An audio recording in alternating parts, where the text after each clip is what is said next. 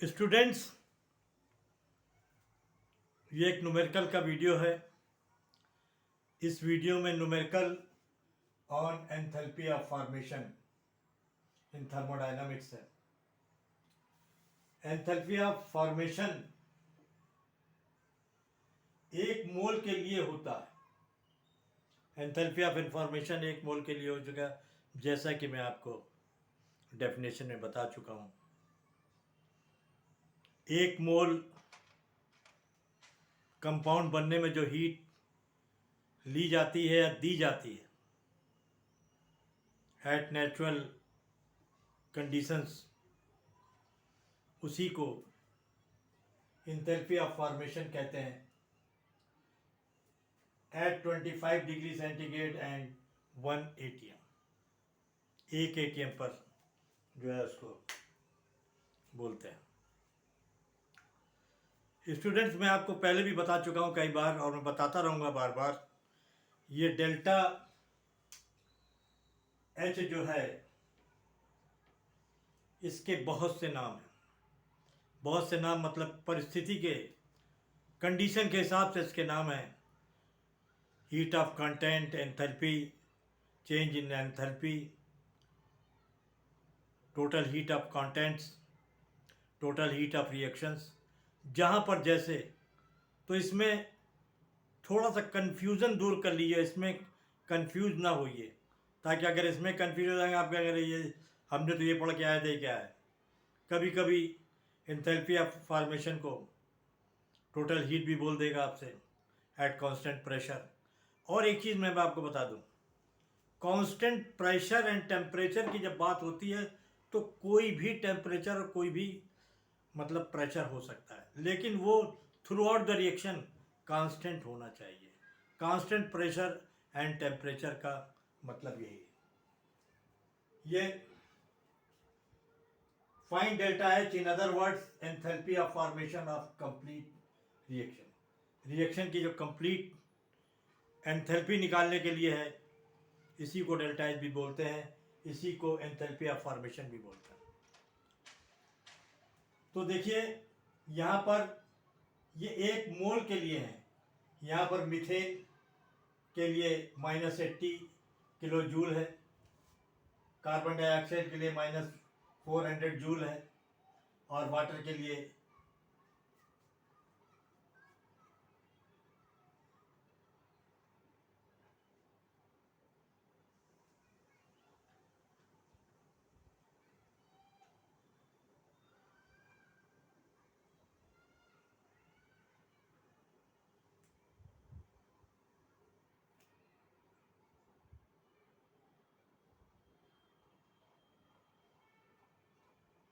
Water के लिए 300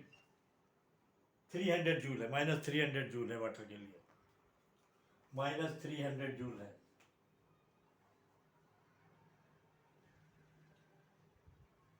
-300 kilo joule पर मोल है। तो स्टूडेंट्स, ऑक्सीजन की एंथैल्पी ऑफ फॉर्मेशन क्वेश्चन में नहीं दी गई। यहाँ पर 3 ही की दी गई है, चौथे की नहीं दी गई है। नहीं दी गई है, नेचुरल थिंग है, ऑक्सीजन नेचुरल थिंग है, इसकी एंथैल्पी ऑफ फॉर्मेशन 0 माना गया है। जो चीज़ नेचर से मिलती है, जिन्हें हम प्रोड्यूस डायरेक्टली नहीं करते, और जो नेचर मिलती है उनकी एंथैल्पी को 0 माना गया है।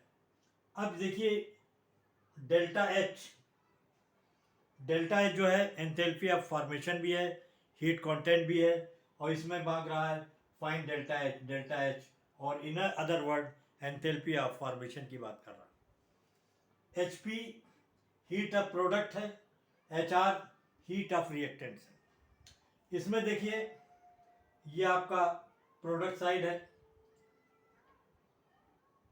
400 कितने मोल्स हैं, और ये देखिए यहाँ पर वाटर के 2 मोल है, इसमें 2 का मल्टीप्लिकेशन हमने कर दिया, और यहाँ पर -80 CH4 की जो है रिएक्टेंट की, और ऑक्सीजन की 0 है। तो देखिए इसको हमने कैलकुलेट करने के बाद ये -920 किलो जूल आया। ये रिएक्शन एक्सोथर्मिक है, डेल्टा की वैल्यू निगेटिव में आ रही है। देखिए रिएक्शन को देखने पर आपको पता नहीं चलेगा, अगर वैल्यू ना दी हो कि ये निगेटिव में है या पॉजिटिव में है, तो आप नहीं समझ पाएंगे कि एक्सोथर्मिक एंड जो हीट माइनस में अगर दिखा रहा है रिएक्शन के लास्ट में, तो इसका मतलब एक्सोथर्मिक है। अगर पॉजिटिव में हीट को मेंशन कर रहा है, तो इसका मतलब जो है रिएक्शन एंडोथर्मिक है। लेकिन ज़्यादातर रिएक्शंस जो है एक्सोथर्मिक होते हैं, बहुत कम रिएक्शन एंडोथर्मिक होते हैं। तो मुझे उम्मीद है कि आपको ये वीडियो ठीक लगेगी। ये छोटा सा न्यूमेरिकल है। फिर मैं आपसे एक ही बात कहूँगा, कॉन्सेप्ट क्लियर है तो 1 मिनट के अंदर का न्यूमेरिकल है, क्योंकि यहीं पर आप थोड़ा से जो वैल्यू को देखेंगे और यहीं पे आप कैलकुलेशन को कर डालेंगे। तीनों को जो देखेंगे और कैलकुलेशन कर देंगे, कोई दिक्कत आपको नहीं आएगी। तो मैं इसीलिए छोटे छोटे न्यूमेरिकल आपको दे रहा हूँ। और ये न्यूमेरिकल, इस टाइप के न्यूमेरिकल अक्सर जेई और नीट में आ चुके हैं और आते रहते हैं। और जो है क्या बोलते हैं, तो मुझे उम्मीद है कि आपको वीडियो समझ में। Okay, thank you.